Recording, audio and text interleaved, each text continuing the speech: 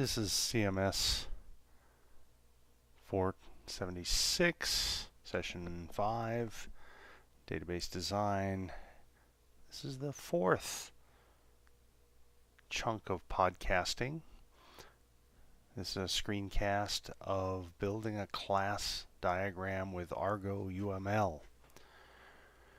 I assume you've gone to the web page and downloaded ArgoUML.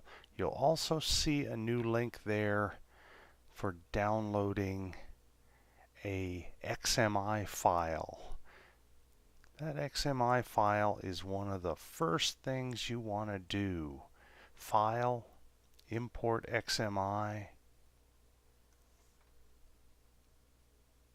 Let's see how slow the computer can be today. In my Plone 3 folder, but any location you like, you will store ArgoUML_profile.xmi. That file you want to open.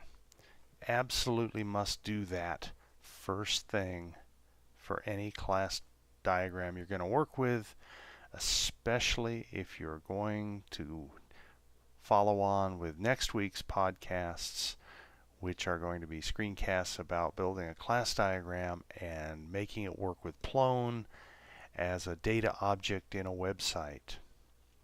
So you'll notice we now have class diagram number 2, or whatever your default might be, and then a whole bunch of data types. And that means we'll now have populated pull-down lists when we start working with our diagrams. Come on, little guy. Here we go. I'm going to click on the project icon, drag it down, actually just move the mouse down and then click. That gives us this strange little box with grips. I'm going to make it large enough to contain a few elements of our model. This is an unnamed package. I'm going to call it, what a surprise, Daisy Hill Puppy Farm.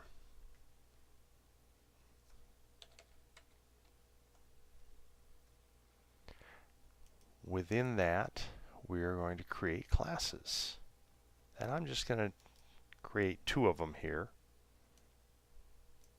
So it's a click and then a click, not really a drag and a drop.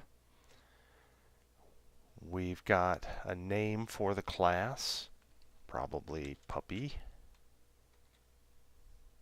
Wait for the keyboard to catch up with me.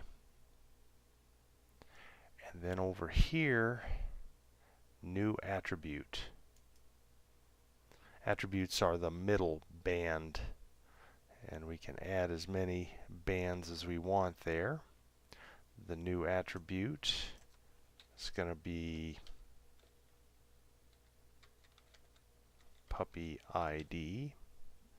Excuse me, puppy number, to be consistent with our other material. And you'll notice that over here under type we now have a pull down of data types. We have integers, we have int, we have things called integrators or iterators. I'm going to choose a Java language integer. Going to click on new attribute again.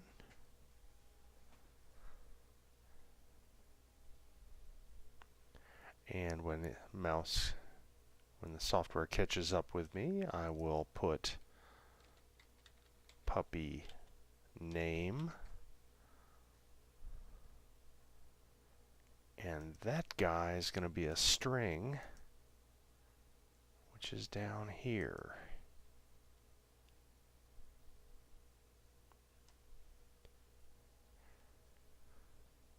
That ought to take care of our limitations on uploads for YouTube. So we'll pause here, come back with a second portion where we add kennels.